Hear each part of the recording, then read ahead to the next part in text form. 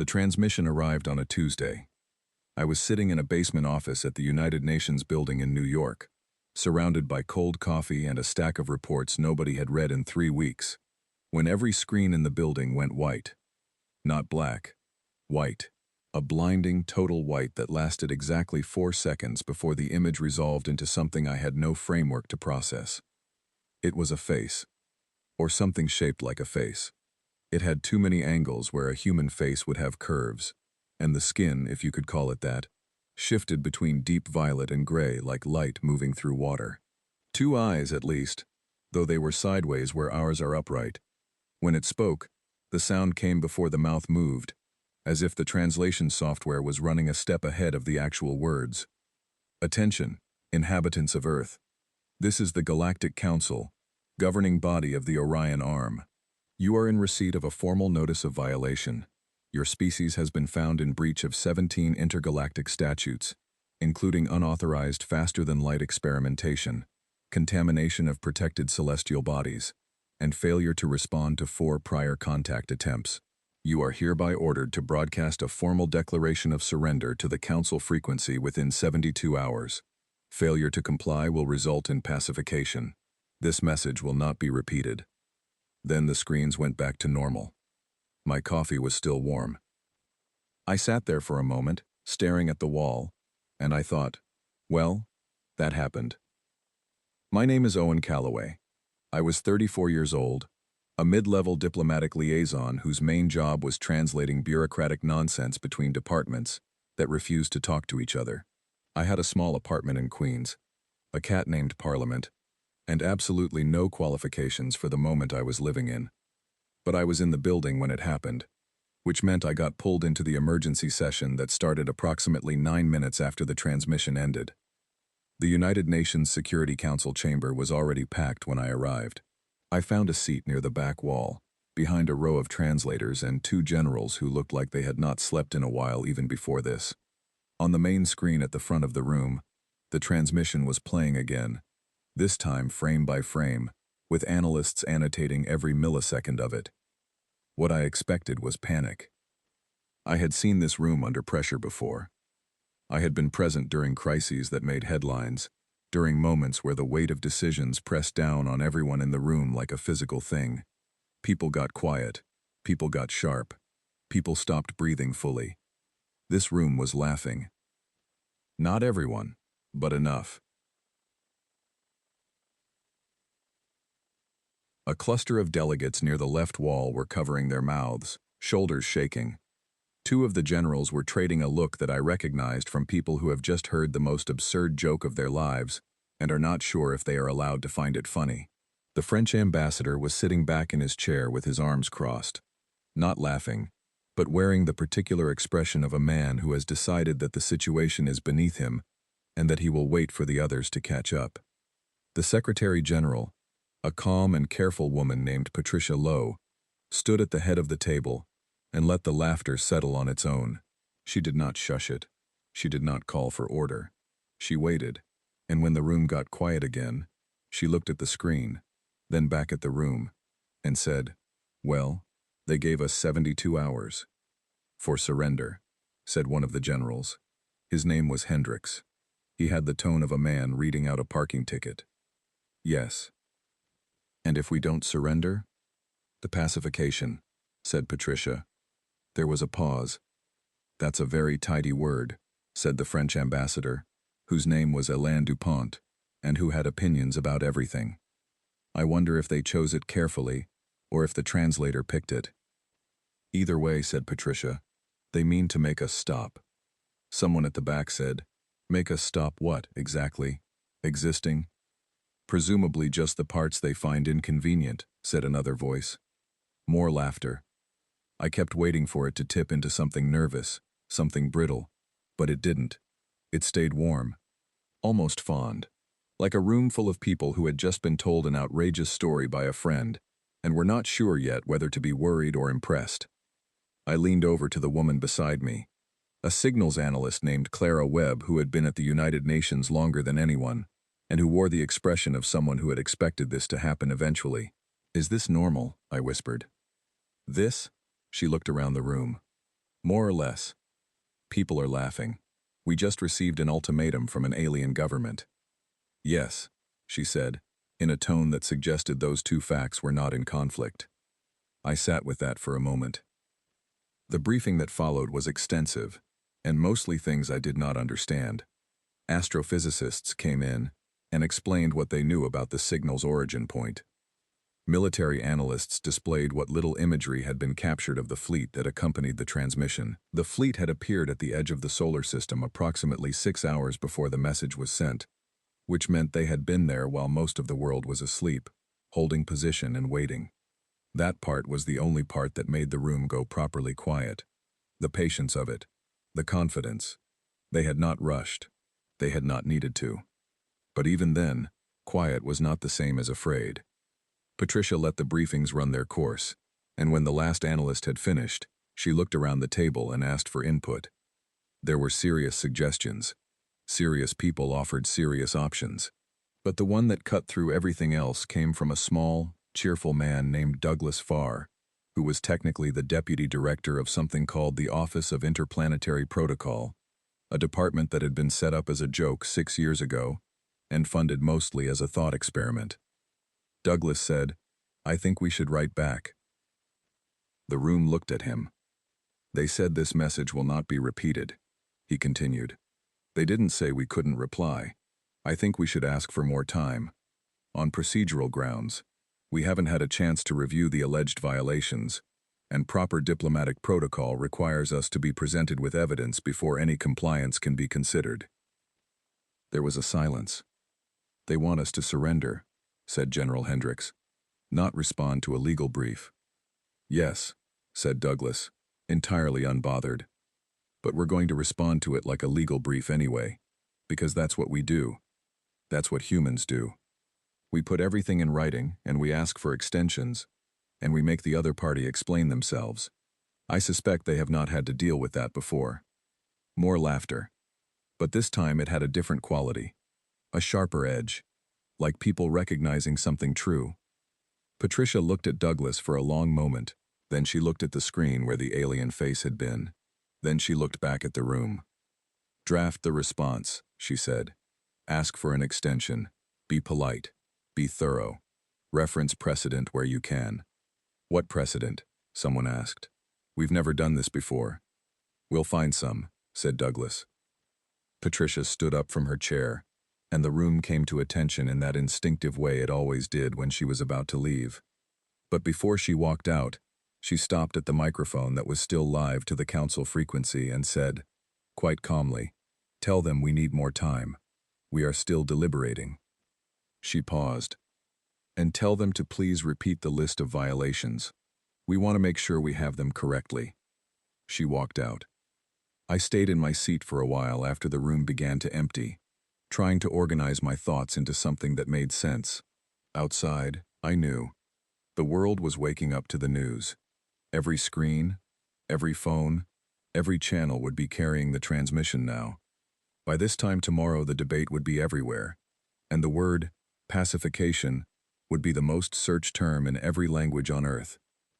And in this room, in this building, humanity's first formal response to an alien ultimatum was being drafted not by a general, not by a scientist, but by Douglas Farr, from the Office of Interplanetary Protocol, who was currently asking someone to bring him a second cup of tea because the first had gone cold. I thought about the alien face on the screen. I thought about the word pacification, and the fleet at the edge of the solar system, and the 17 violations they claimed we had committed. I thought about the 72 hours, and what they had expected us to do with them.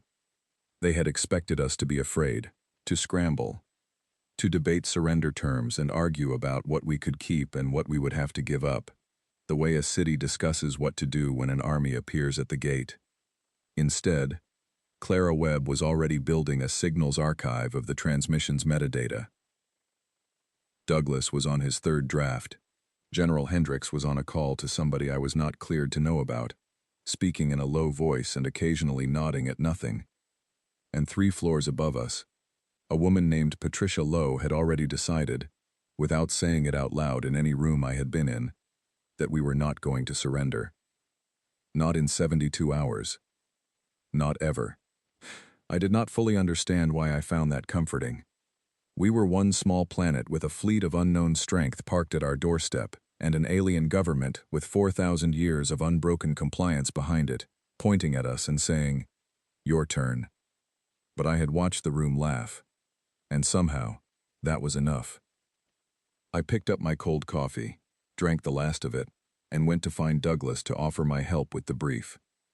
Because if we were going to respond to an alien ultimatum, with a request for procedural extension and a demand for clarification of charges, we were going to do it properly. The clock said we had 68 hours left. I figured that was plenty. The first thing I learned about the Galactic Council was that they had never been refused. Not once. Not in 4,217 years of documented governance. The file that landed on my desk the morning after the transmission was not classified, which surprised me, until I realized it was not classified, because until 48 hours ago, no one had considered it real enough to protect. It had been sitting in the speculative archives of the Office of Interplanetary Protocol, sandwiched between a 2019 white paper on first contact etiquette and a 2023 proposal for a universal greeting protocol that the committee had voted to table indefinitely. Douglas Farr had known about the council for years. He had read the signals. The prior contact attempts they mentioned in the transmission were not fabrications. They had reached out 4 times over the past 30 years, each time via narrow-beam radio transmission aimed at Earth's largest listening arrays. 3 of the 4 had been logged, archived, and quietly marked as anomalous noise by the teams that received them, because the idea of following up on what might be alien contact required approvals that nobody wanted to push through.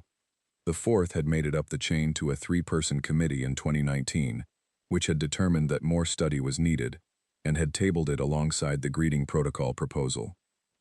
When Douglas told me this, he looked more rueful than anything else. "We had a committee," he said. "They were going to meet quarterly." "How many times did they meet?" "Once," he said. "Then the funding got redirected." I spent the first full day after the transmission in a conference room with Douglas and 3 other people: Clara Webb, who handled signals, a xenolinguist named Philip Osei, who had been brought in overnight from his university post in Edinburgh, and a strategic analyst named Grace Holt, who worked for a defense think tank, and who had the rare quality of being both deeply serious and completely unimpressed by things that impressed everyone else. Our job, as Patricia had framed it, was to understand what we were dealing with before the 72 hours ran out. Not to decide what to do, just to understand. Philip went first. He had spent the night on the linguistic architecture of the transmission, and he had findings that changed the shape of the room. "Their language has no grammatical construction for negotiation," he said, setting down his notes. "There are forms for declaration, command, acknowledgement, and refusal. But refusal, in their grammar, carries the same structural weight as a natural disaster. It is something that happens, not something a person chooses. The concept of deliberate, reasoned refusal from an entity of lower classification does not appear to exist as a communicable idea." We were all quiet for a moment. "So they genuinely cannot conceive of us saying no," said Grace. "Not in any form they can process through their existing communication structures," said Philip. "Their word for comply shares a root with their word for breathe. It is considered as natural and as inevitable." "And our response?" I asked. He picked up a sheet of paper. "Our extension request, when run through their translation matrix, comes through approximately as a smaller creature making sounds at the apex predator, before the predator eats it. Technically grammatical, completely without precedent." Douglas smiled at this. He found it genuinely delightful. Clara pulled up her signals data next. The fleet at the edge of the solar system was made up of 41 vessels, which was more than enough to do significant damage if that was what they intended. But Clara had been watching the fleet's behavior patterns since they appeared, and she had noticed something. They were waiting for a signal from Earth, not for a response to the transmission, but for a specific broadcast signature that their compliance protocol apparently expected to receive once a target civilization had begun its surrender process.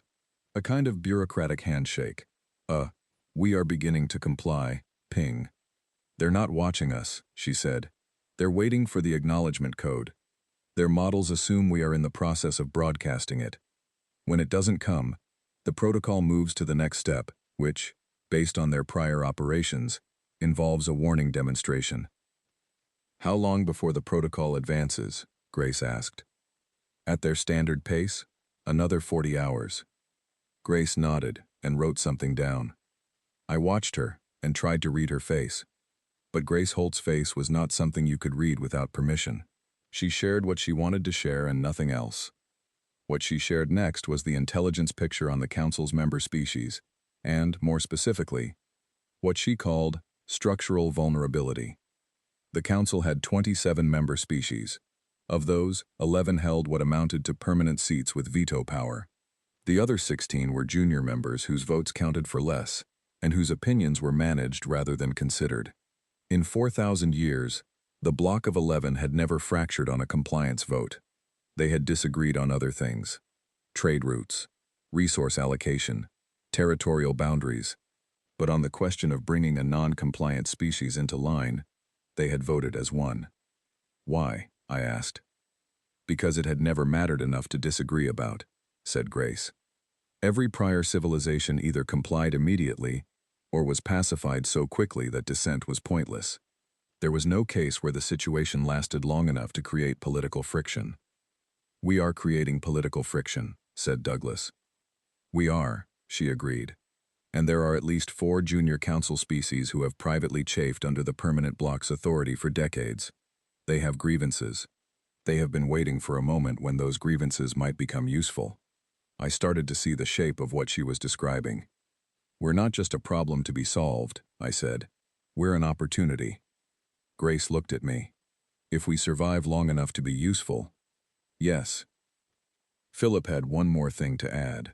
He had been cross-referencing the 17 violations listed in the transmission with what he could reconstruct of the Council's legal history, and he had found something that Douglas called spectacular and that Grace called a potential opening.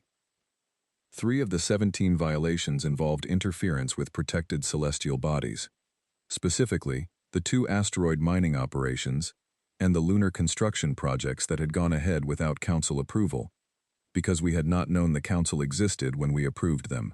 Under the Council's own legal code, violation of a statute required prior notification of the statute's existence to be binding. We had received 4 contact attempts, all of which had been either missed or tabled. Prior notification, under most legal frameworks, required actual receipt. We have a defense, said Philip. A real one. Not a strong one, but a real one. We didn't know the rules because we never received them properly, I said. Correct. They'll say we should have responded to the contact attempts. They'll try, said Philip. But we can document the receiving conditions for each one. 3 of the 4 had signal degradation that placed them below our minimum threshold for anomaly classification. The 4th was received and flagged. We convened a committee. He set the paper down. We convened a committee, he said again, with a specific gravity. Douglas pressed his hands together and looked at the ceiling. What I understood, sitting in that room on the 2nd day, was that humanity had stumbled into this confrontation without preparation and without warning, and that we were responding to it, not with a plan but with ourselves, with the things we naturally did. We drafted memos. We found legal angles. We identified political weaknesses. We pulled in specialists from wherever they happened to be and put them in rooms and let them work. No other species in the Council's history had done this, not because they lacked intelligence, but because no other species had been shaped by the particular pressures that had shaped us. Thousands of years of competing city-states, of asymmetric conflicts between unequal powers, of surviving through wit when force was not available. We had been in this position before, not with aliens, but with each other, against empires, against occupations, against forces that looked, from the outside, completely undefeatable. We knew how to do this. We did not know we knew. We had not sat down and decided to apply these skills. We simply started doing what we always did, because it was what we were. I watched Douglas draft a formal request for a legal review period, citing the notification problem, and I thought about the fleet at the edge of the solar system, patient and certain, waiting for us to send the compliance ping. I thought about how long they had waited for other civilizations to comply. How fast it had always happened. I thought about what it must feel like, from their side, to be waiting for a signal that was never going to come. On the second day, something else happened that none of us were directly involved in, but that Clara heard about through the signals team and passed along quietly at the end of our session, somewhere in the Pacific, on a frequency that was not an official broadcast channel. A group of radio operators had picked up the Council's carrier wave and started talking back to it. Not with any message of substance, just talking, telling stories, reading out lists of things they liked, asking questions they knew would not be answered. There were dozens of them by nightfall, then hundreds. People with amateur radio rigs and rooftop antennae and repurposed satellite dishes, pointing their signals at the edge of the solar system and saying, "We are here, and we are not quiet, and we are not going away." The signals team monitored the carrier wave carefully for any response from the fleet. There was none. But the fleet had stopped moving. Even parked ships, Grace told me, tend to hold a specific orientation, a kind of passive readiness. They point toward the thing they are watching. All 41 ships had rotated slightly. They were now pointed toward Earth. Not in the posture of threat, not aligned for any kind of engagement. Just watching. Like something that had heard a sound it did not recognize and could not quite stop listening to. The counterproposal was 47 pages long. I know because I helped write 19 of those pages, and I watched Douglas write most of the rest while eating cold sandwiches and arguing pleasantly with Philip about the proper placement of footnotes. It took us 31 hours to produce, which left exactly 41 hours on the Council's original deadline clock, when we transmitted it on the Council frequency. There was a cartoon on page 31. It was Douglas's idea, and when he suggested it, I thought he had finally broken under the pressure. But he explained his reasoning with the same calm he brought to everything, which was that the Council's translators would flag anything they could not categorize, and an illustration without obvious symbolic content would force them to spend time and processing power trying to understand it, time they would not spend advancing the compliance protocol. The cartoon was a simple line drawing of two figures sitting across a table from each other with a large stack of papers between them. One figure was roughly humanoid, the other was not. Both were looking at the papers. Above the humanoid figure was a small symbol that Philip confirmed would translate, in the Council's primary language, to something close to, "Let us discuss." It was, Philip said with genuine appreciation, the most diplomatic thing he had ever seen drawn in under 3 minutes. The 47 pages were not, in any traditional sense, a response to an ultimatum. They were a counter-proposal covering 6 categories. The first was a formal objection to the legal standing of the original demand, citing the notification problem Philip had identified. The second was a request for full documentation of all 17 alleged violations, with supporting evidence in a format accessible to human legal teams. The third was a request for a 60-day review period before any compliance decision could be made. The fourth was a counteroffer of limited cooperation on 2 of the violations we considered genuinely unambiguous. The fifth was a detailed summary of humanity's understanding of its own sovereign rights, under what we described as natural law prior to formal contact, a concept we invented for the occasion, but cited as though it had been established precedent for centuries. The sixth was a request for formal acknowledgement that Earth had received the original transmission and was responding in good faith. The sixth item was the quiet one, the one that mattered most, because if the Council acknowledged our response, they were implicitly acknowledging that we had responded, which meant we were not a non-compliant species ignoring their mandate. We were a species in active dialogue. And active dialogue, according to 3 separate passages Philip found buried in the Council's own published legal codes, suspended the compliance protocol pending resolution. We were not trying to win with 47 pages. We were trying to make the fleet wait. The transmission went out, and then there was nothing to do but keep working. My next task came from Grace. who pulled me into a separate meeting with two people I had not met before. One was a man named Colin Sharp, who worked for a government agency that did not have a publicly visible budget, and who spoke about intelligence gathering the way most people speak about weather, calmly, without drama, as though it were simply what happened.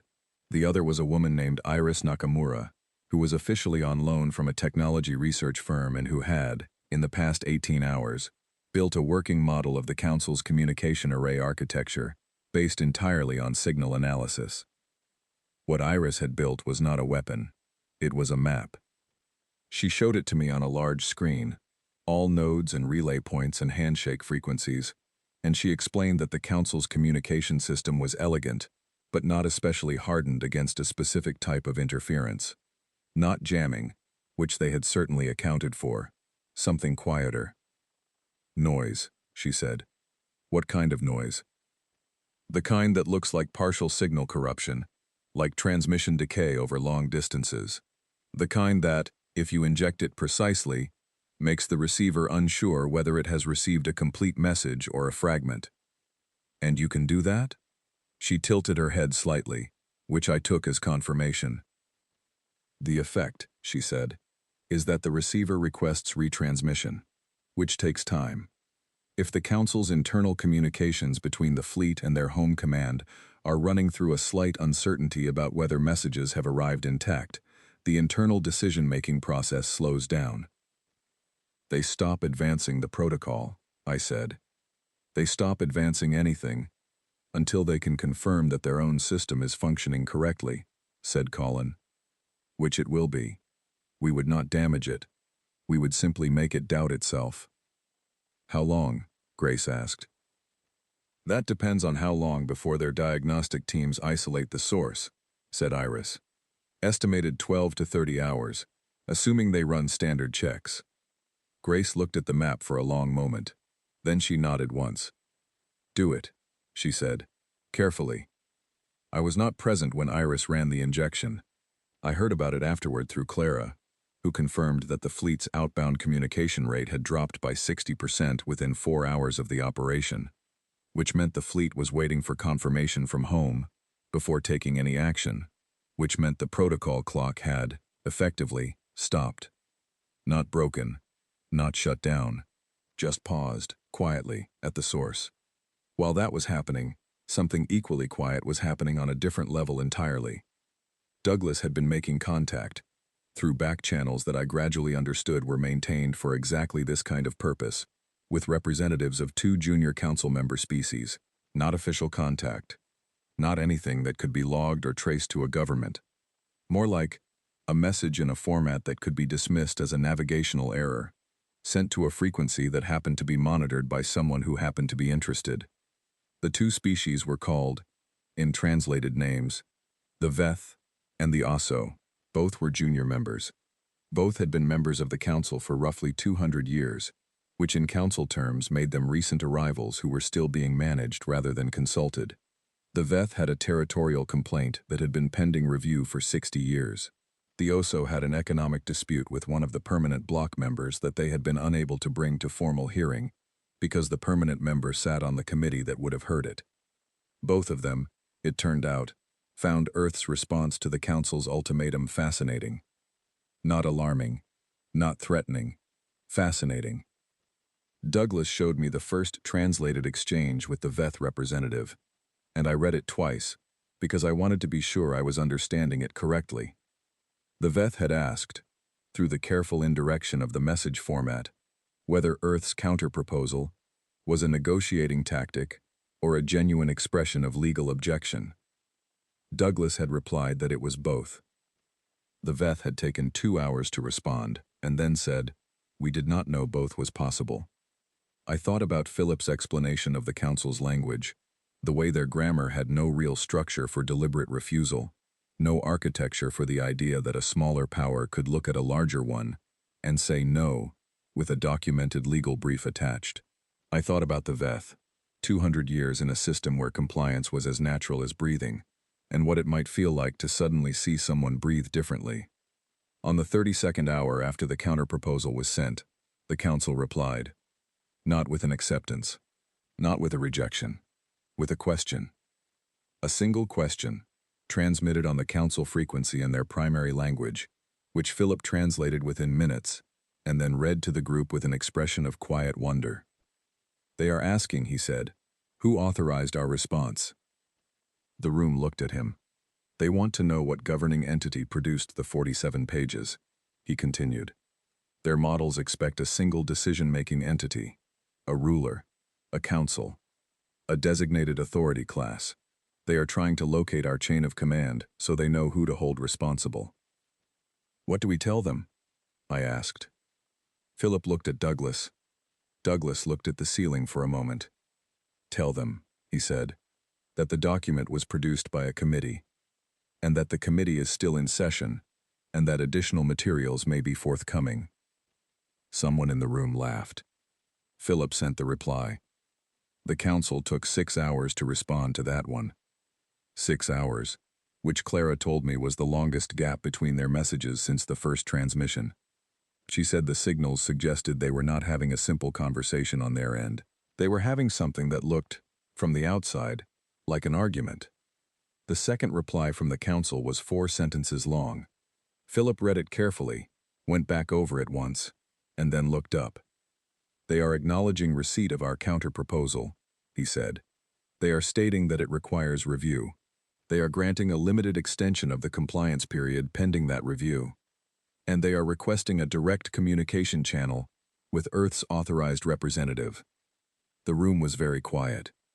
"They blinked," said Grace, in the tone of a person confirming a fact, not celebrating it. "They blinked," Douglas agreed. He did not look triumphant. He looked interested, almost affectionate, as if the situation had confirmed something he had suspected for a long time. A direct communication channel meant a direct conversation. A conversation meant we were no longer a target on a compliance checklist. We were a party. We were something the council had to talk to, which was something the council had not had to do in 4,000 years of peacetime governance. We were in the room. And I understood something sitting there, something I had been circling around since that first morning, when the room had laughed at the ultimatum. The laugh had not been denial. It had not been ignorance. It had been recognition. The recognition of people who had been in this position before, not with aliens, but with every version of overwhelming power that had ever pointed itself at them and said, "Comply, or be erased." We had been here. We had a file on it. We had 47 pages of responses, and a cartoon on page 31, and a woman named Iris, quietly adjusting the council's communication confidence levels, and 2 alien species asking us through back channels whether it was true that we had said no and produced documentation. The representative they wanted to talk to was me. Not because I was the most qualified, not because I had the most authority, but because I was the person in the building who had the right clearance and the right documentation, and had been present for every step of the past 2 days, and whom Patricia had, apparently, decided was the person she wanted in the room. She called me herself to tell me. "You've been watching," she said. "You understand what we've done." "I think so," I said. "Then go do the next part," she said. "And Owen, I want you to remember something." "What?" "They have never had to explain themselves to anyone," she said. "Not once. In 4,000 years. Make them explain themselves." I wrote down her exact words. I kept that note in my jacket pocket through everything that followed. Make them explain themselves. I had no idea yet how far that instruction was going to take me, or what the council's explanations were going to reveal about the thing they had spent 4,000 years building, but I was about to find out. The meeting was scheduled for 8 hours from that moment. I spent 4 of those hours reading everything Philip, Grace, Clara, and Douglas had produced. I spent 1 hour sleeping badly in a chair. I spent 2 hours writing questions. The last hour I spent thinking about the Veth, who had said they did not know that both was possible. I was starting to think that was going to matter more than anything else. The communication window opened at 6:14 in the morning. I was sitting alone at a desk in a room that had been cleared of everything except a chair, a terminal, and a glass of water that I had not touched. The room was in the lower levels of the building, below the regular conference floors, chosen for its signal isolation. Through the walls, I could not hear anything from the floors above, where I knew at least 30 people were monitoring everything I said in real time. The screen resolved into the face of a council representative, not the same one from the original transmission. This one was different in posture and color, a deeper shade of gray, with the sideways eyes positioned slightly higher. Philip had briefed me on what that configuration typically meant in their body language architecture. It meant seniority. This was not an administrator. This was someone important. "You are the authorized representative of Earth?" it asked. "I am a representative," I said. "One of several." A pause. The translation matrix processed this. "How many representatives does Earth have?" "That depends on the issue," I said. "For this conversation, 1. For the committee reviewing your contact history with us, 4.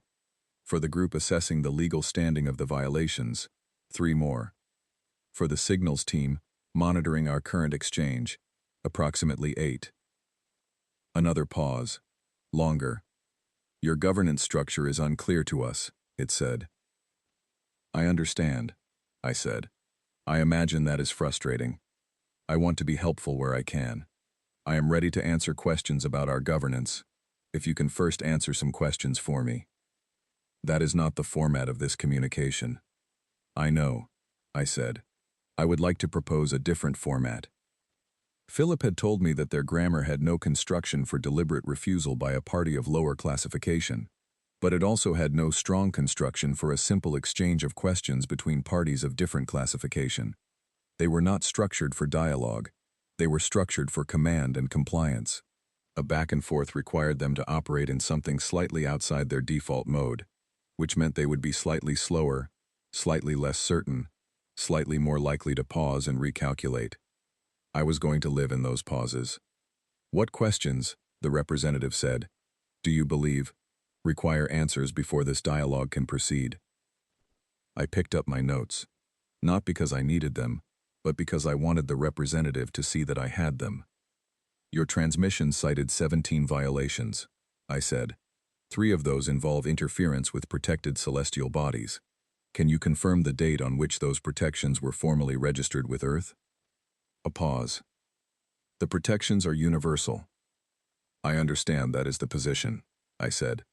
"But under your own legal framework, as documented in the Council's published codes, statute enforcement requires prior notification to the party subject to the statute.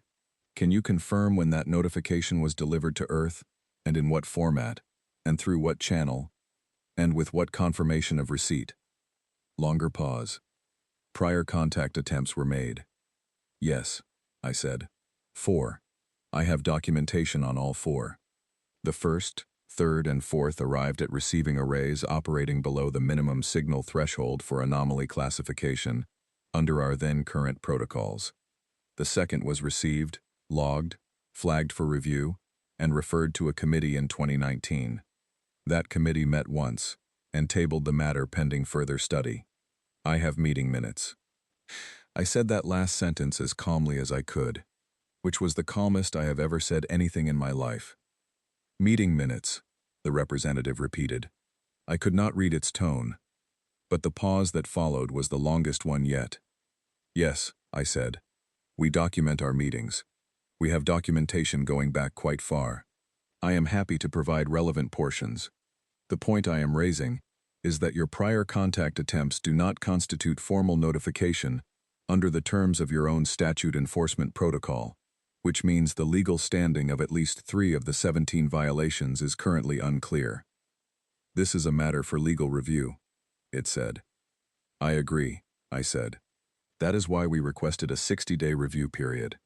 Another pause. I watched its face during the pauses. I could not read it the way I could read a human face, but I could see that something was happening.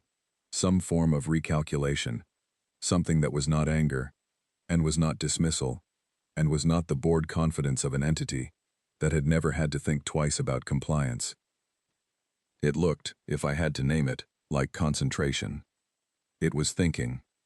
"Earth's position," it said slowly, "is that the violations were committed in the absence of knowledge that they were violations. That is part of our position." "Yes," I said. We also maintain that our counterproposal demonstrates genuine good faith engagement with the process, and that the two violations we identified as unambiguous, we have offered to address through cooperative remediation, rather than punitive compliance. Cooperative remediation is not a recognized framework under council law. No, I said, but it produces better outcomes than punitive compliance in most cases, and we have extensive documentation of that from our own history. I can share it. The representative was quiet for a long time. You have prepared extensively for this dialogue, it finally said. Yes. Why? I thought about how to answer that. I thought about Patricia's instruction. I thought about Douglas eating cold sandwiches and Philip moving footnotes and Clara watching the fleet rotate toward the radio operators in the Pacific. I thought about 47 pages and a cartoon on page 31. Because that is what we do, I said. When we face a problem, we study it. When we study it, we find angles. When we find angles, we use them. We are not trying to be difficult. We are trying to be taken seriously. The representative looked at me for a long time. No species has ever asked to be taken seriously before, it said. I find that very surprising, I said honestly, and a little sad. There was a pause of a different kind then. Not calculation, not confusion, something I could not immediately name. You find it sad, it repeated. Yes. If you have spent 4,000 years giving orders, and never had a real conversation, I think something has been lost. I think you have missed out on a great deal. I had not planned to say that. It came out because it was true, and because I was tired, and because something about the way it had said, "No species has ever asked to be taken seriously," had made my chest feel heavy in a way I had not expected. The representative was silent for a very long time after that. When it spoke again, its voice was different. Not warmer exactly, but less formal, less like the opening transmission and more like something that was finding its way toward something it had not considered before. Earth's counter-proposal, it said, has been reviewed by 4 permanent block members. I see, I said. There is disagreement, it said. This is unusual. I imagine it is. 2 permanent members support immediate pacification, 2 support review. The remaining 7 have not formally declared. Among the junior members there is significant discussion.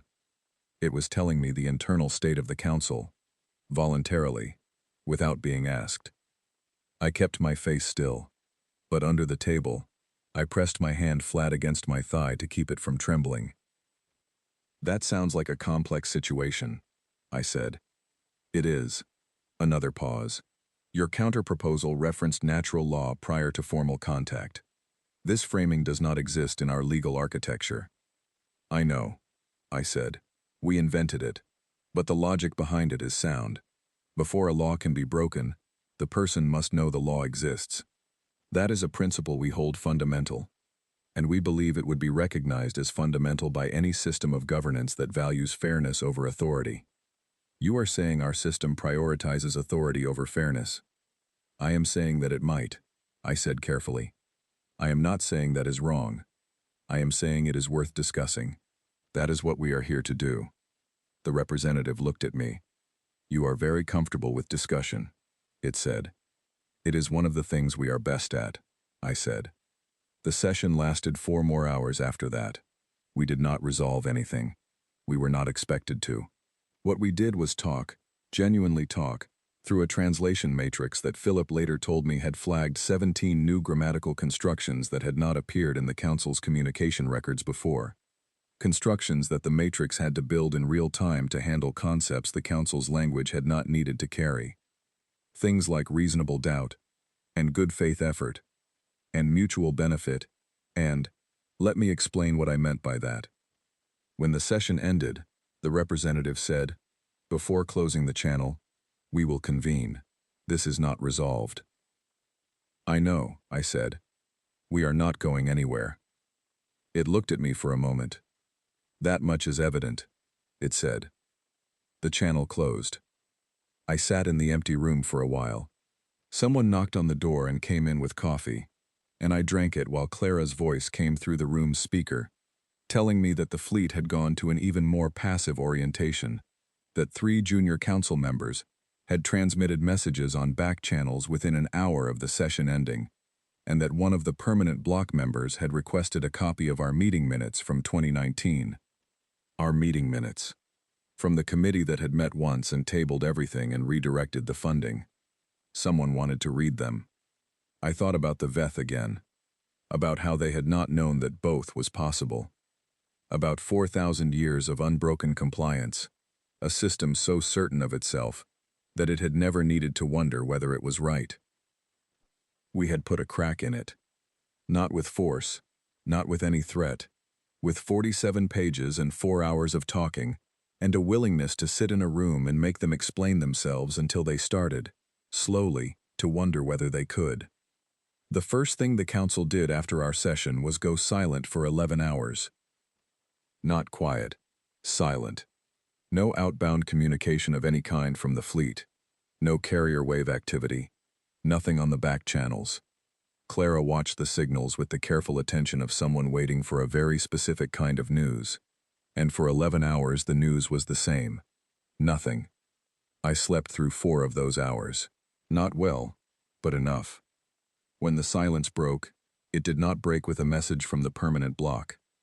It broke with a transmission from one of the junior memberships, a vessel registered to the Veth delegation, sent on a frequency that was technically a navigational adjustment notice, and that Philip decoded in under an hour. It said, translated as directly as the Matrix could manage, "We are watching the proceedings. We have questions of our own." Not for us. For the block. The Veth were raising questions internally, within the council, about the legal standing of the violations, about the notification protocol, about the concept of prior knowledge, about the natural law framing we had invented at 1 in the morning around Douglas's cold sandwiches. Grace read the translated message 3 times and said, very quietly, "It's moving." "What is?" I asked. "The fault line," she said. She explained it to me in the terms she used for these kinds of structural assessments, the way a geologist might explain the difference between rock that is stable and rock that has been stressed for a long time and is waiting for the right pressure. The council's political structure had been stable for 4,000 years because it had never faced a situation that created genuine disagreement between permanent members. The junior members had grievances, but they had never had a surface to stick them to, a case, a moment, a precedent that let them say, "This is the place where the rules are not working, and we want to discuss it." We were that surface. Not because we were powerful, because we were persistent, because we had produced 47 pages and a cartoon and a request for meeting minutes and a 4-hour conversation that had required the council's translation matrix to invent new grammatical constructions in real time, because we were the first thing in 4,000 years that the block had argued about for more than 10 minutes. "They cannot vote to review our case without implicitly voting to create a review process," said Grace. "And if a review process exists, the Veth's territorial complaint becomes eligible for the same process. And so does the OSSO's economic dispute. And so does every grievance that every junior member has been carrying and has had no framework to raise. So by defending ourselves," I said slowly, "we accidentally built them a door." "You did," said Grace. "Whether they walk through it depends on whether the block fractures enough to allow it." The block fractured on the 14th hour after my session with the council representative. Not completely, not dramatically, but in the way real fractures happen, quietly, with one person saying something in a room that changes what everyone else in the room thinks is possible. The permanent member who had requested our 2019 meeting minutes submitted a formal dissent from the pacification recommendation. Formal dissent was not unprecedented in council history, but it was very rare, and it had never before appeared on a compliance vote. Philip read us the dissent document, which was in the council's formal legal language, and took him 2 hours to fully translate, and the core of it was, "The notification question is unresolved, and we cannot enforce a statute against a party that had not received clear notification without violating our own founding legal principles." The founding legal principles of the Galactic Council, it turned out, actually did contain something close to the concept of prior knowledge. It was buried in a document from their first century of operation, before the bureaucracy had grown large enough to make everything routine, before compliance had become as natural as breathing. They had written it down once, a long time ago, and then forgotten they had. We had not forgotten, because Philip had found it. 2 more permanent members moved to the review position within hours of the dissent becoming public within the council system. The bloc was now split 4-7, still a majority for pacification but no longer unanimous. And unanimity was what the compliance protocol required for its final stage. The fleet held position. That was the first time I let myself feel something other than focus. Not relief, not yet. Because nothing was settled. But something adjacent to relief, a loosening, like a held breath finding its way out. Douglas came and found me in the corridor outside the signals room, carrying 2 cups of tea, and looking like a man who had just watched something he had believed in for a long time be confirmed. "They're arguing," he said, handing me a cup. "Yes. Do you know the last time an alien government argued about us?" "Never, I assume." "Never," he agreed. He drank his tea. "They're going to want another session, another direct dialogue. They'll want to present the counter case to the dissent, and they'll want you there to hear it." "I know. How are you holding up?" I thought about it honestly. I am very tired. I have not eaten a real meal in about 30 hours. My notes are falling apart, and I have never in my life been in a situation where I understood so clearly what was at stake. Douglas nodded. "Good," he said. "That's the right place to be."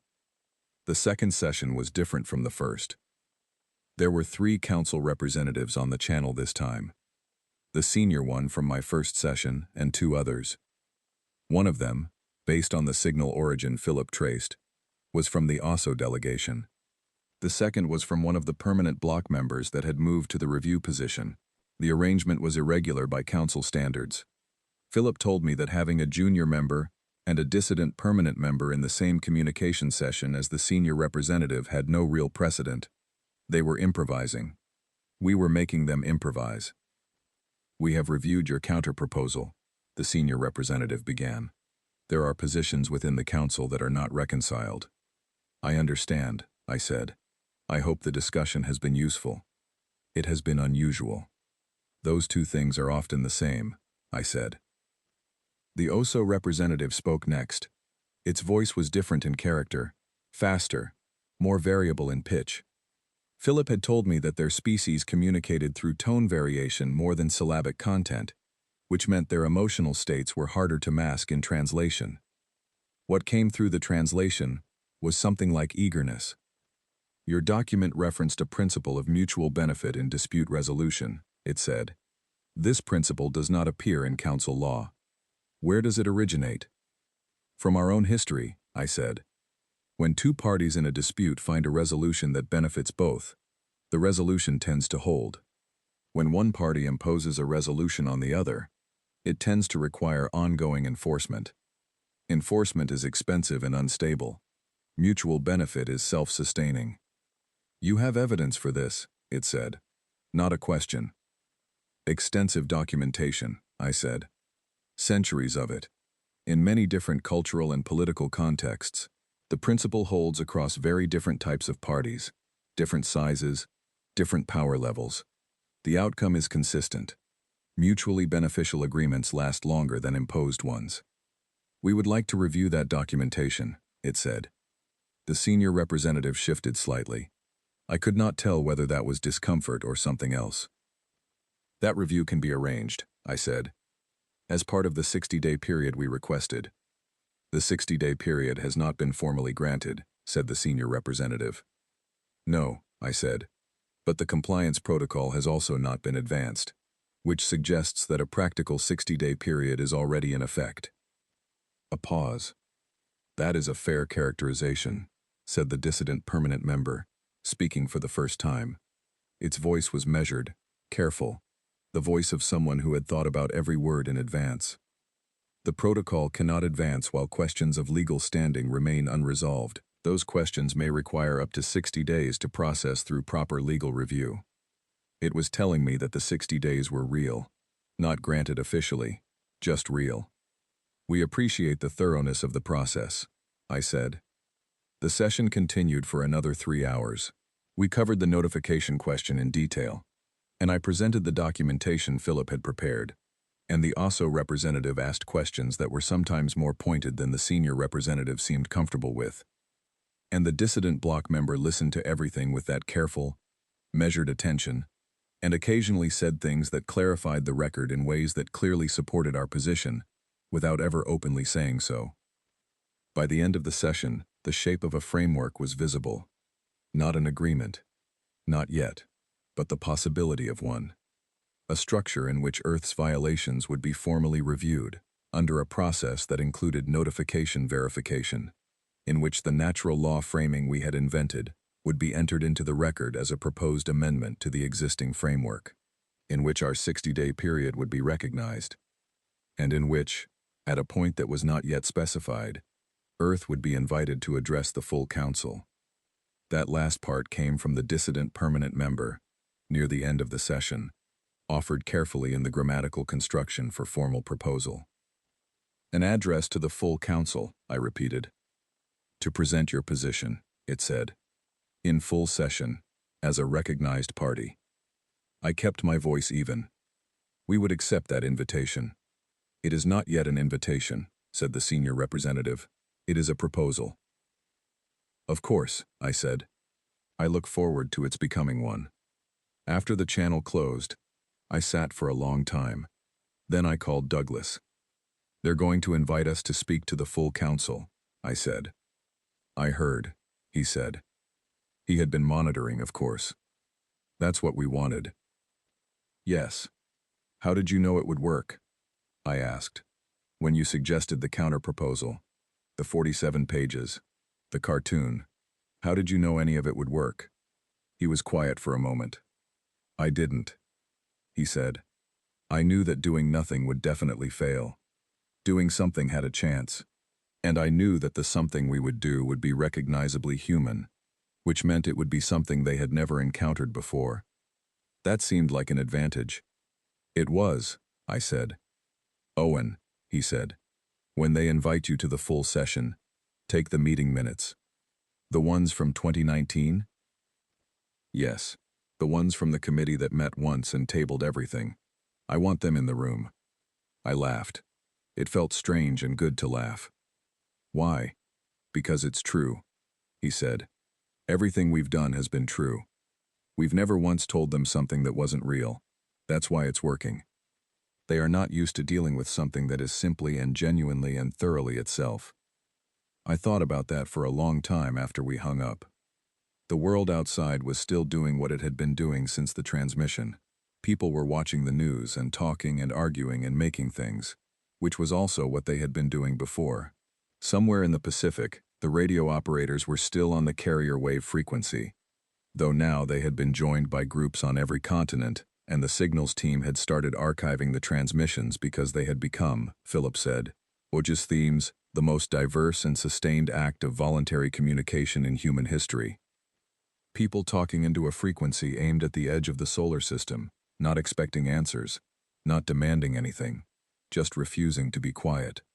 The fleet was still there. The fleet was still watching. But it was not moving. It had not moved in 3 days.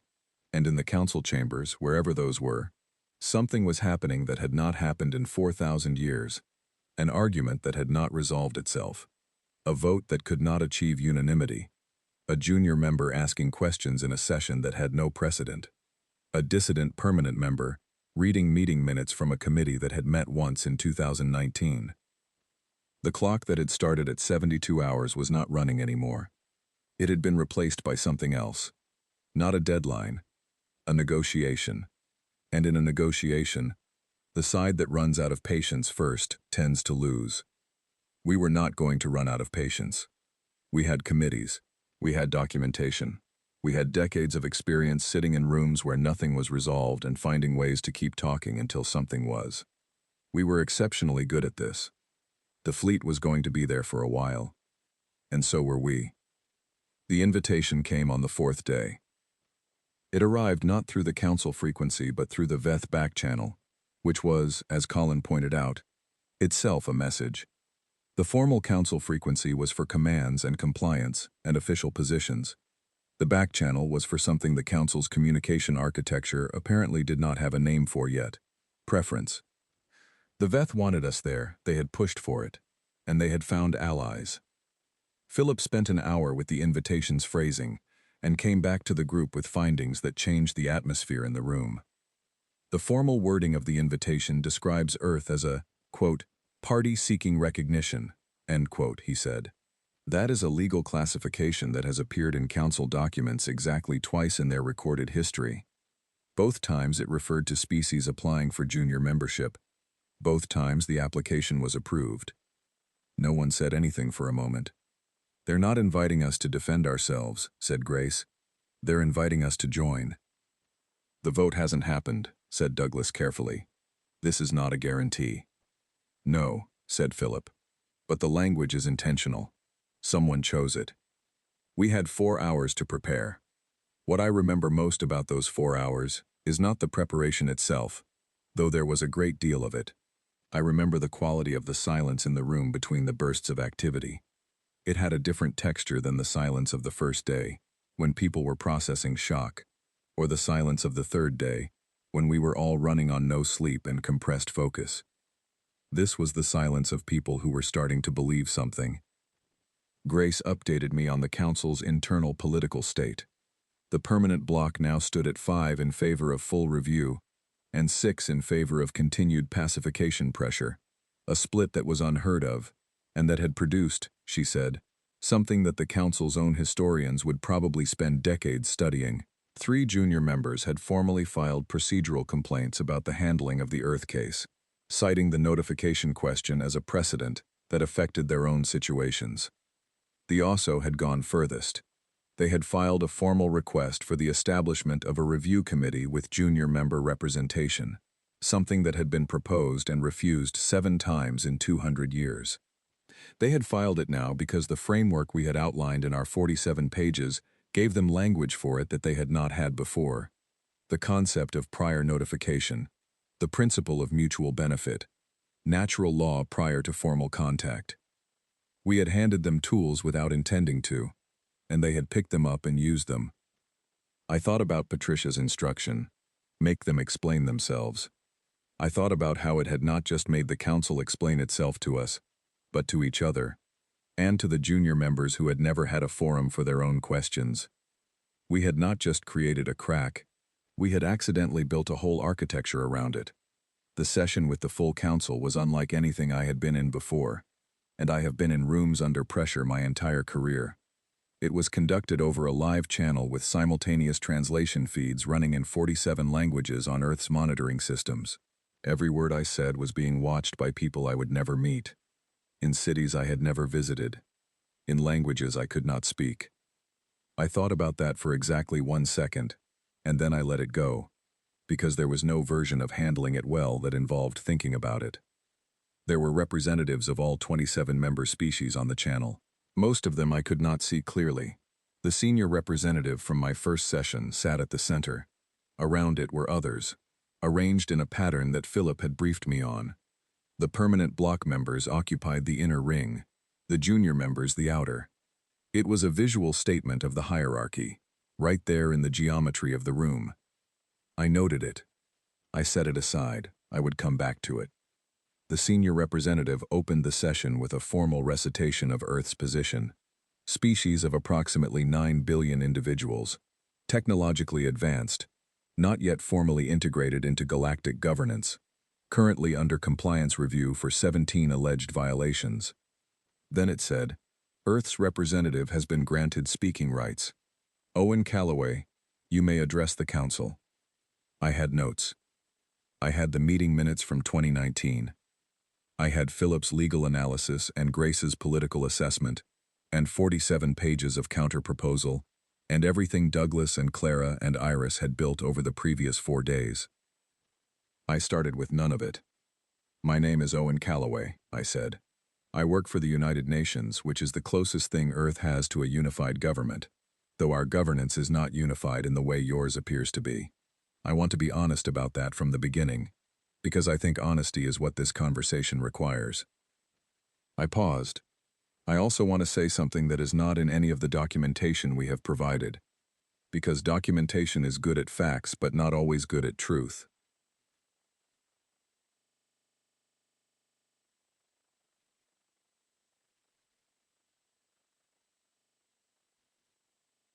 When your transmission arrived, many of the people in our leadership rooms laughed. I was there. I watched it happen. I have spent 4 days trying to understand what that laughter meant, and I think I finally do. The council was quiet. All 27 of them. They were not laughing because they did not understand the threat. They understood it. They were not laughing out of confidence that we would win. Nobody knew that. They were laughing because the situation was familiar. Not with you specifically, but with the shape of it. A large power telling a smaller one, comply or be erased. We have been in that situation before, many times, in many forms, and every single time, some of us have laughed, because laughter is what happens when you recognize a problem you have solved before. I let that sit. We have not always solved it well, I continued. Often, we have not solved it at all. Our history is full of the times we failed. But we kept trying. We kept finding new angles, new arguments, new frameworks. We kept producing documentation. We kept asking for extensions. We kept making committees that met once and tabled everything, and then turned out to matter 4 years later, when someone needed the meeting minutes. One of the junior members, I could not tell which, made a sound that the translation matrix rendered as something like appreciation. We are not asking you to forgive the violations, I said. We are asking you to review them under a process that accounts for the fact that we did not know we were committing them. We are asking you to consider whether a system of governance built on 4,000 years of unbroken compliance might have missed something by never having to argue about anything. And we are asking to be part of the conversation going forward. Not because we are powerful, because we are interested. Because we have things to offer and things to learn, and because the galaxy is very large, and the problems in it are very complex, and we are, whatever else we are, exceptionally good at sitting in rooms and talking until something moves.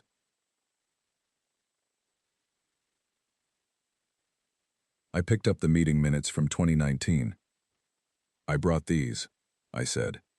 They are the record of a committee meeting from 6 years ago. The committee received a contact attempt from the council and did not know what to do with it, and tabled the matter for further review. The further review never happened because the funding was redirected. This is a small document, and it is in some ways an embarrassing one.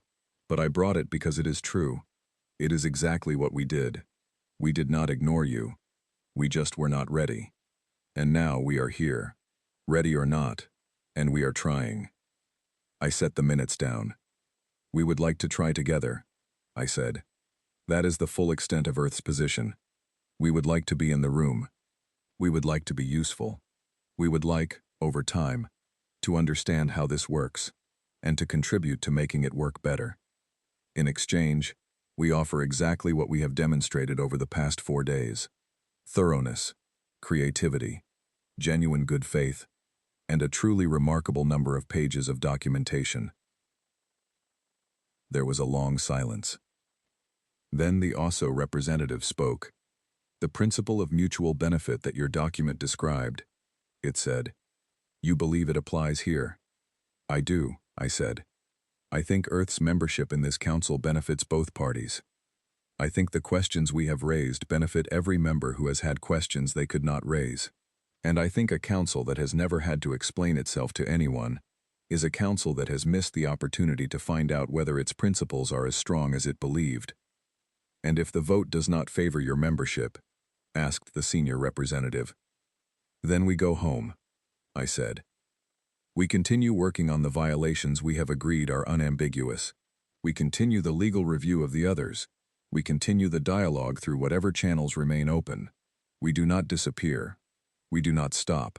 We are, as your signals team has probably noticed, still broadcasting in every direction at all hours.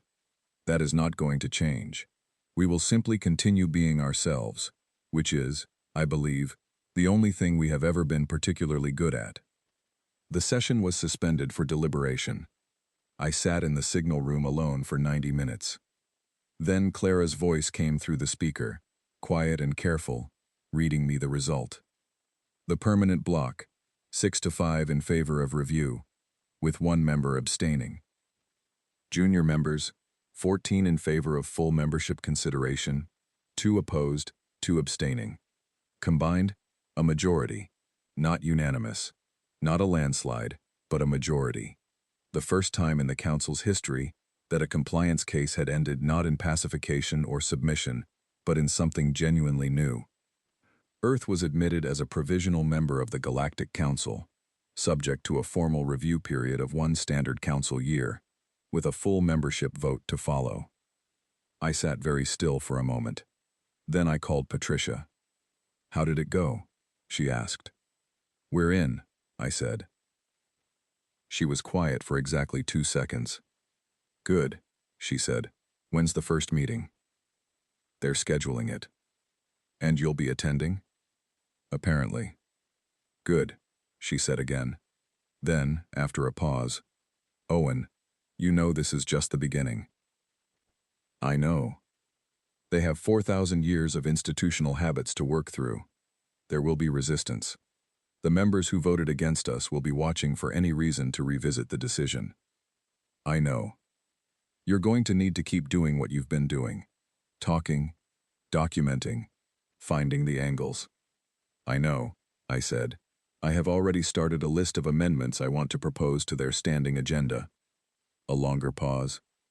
"Of course you have," she said, and I could hear the smile in it.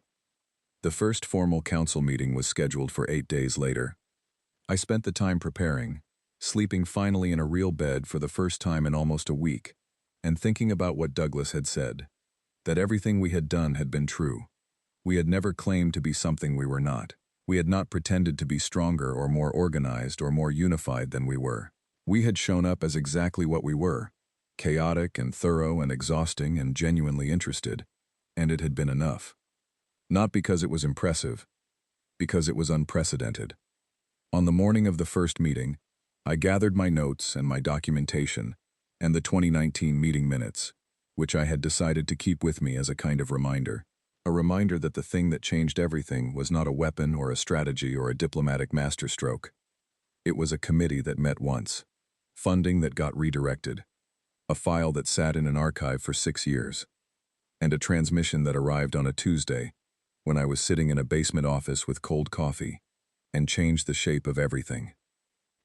I walked into the council session chamber, which had been rebuilt in the translation format we had agreed on, a neutral visual space that worked for both human and council perception.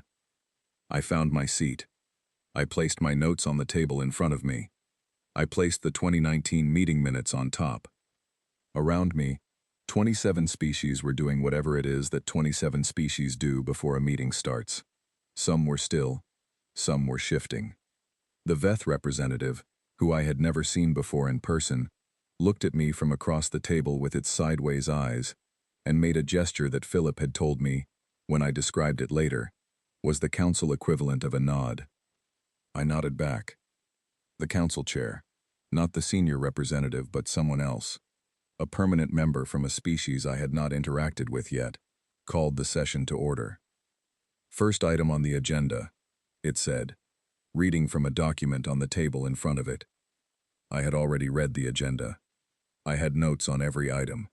I had a proposed amendment to item 3, and a question about the procedural framing of item 7, and a request to add an item 9 that had not been included in the original draft. The chair read the first item. I picked up my pen.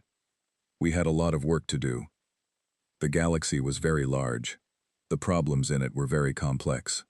We had a great deal of documentation to produce, and a great many rooms to sit in, and a truly extraordinary number of things to say. I looked around the table at 27 species, who had spent 4,000 years doing things one way, and I thought about all the questions they had never been asked, and all the answers they had never had to give. I thought about the laughter in the Security Council chamber on the first morning, what it had actually been. Not the laughter of people who were unafraid, the laughter of people who recognized a situation, Who knew, in the particular way that comes from long and complicated experience, that this was not the end of anything. It was the start of something very long, and very interesting, and probably very loud. I wrote Item 1 at the top of my notes. Then I wrote, Proposed amendment to standing procedure, to be raised at appropriate point. And I waited for the meeting to begin.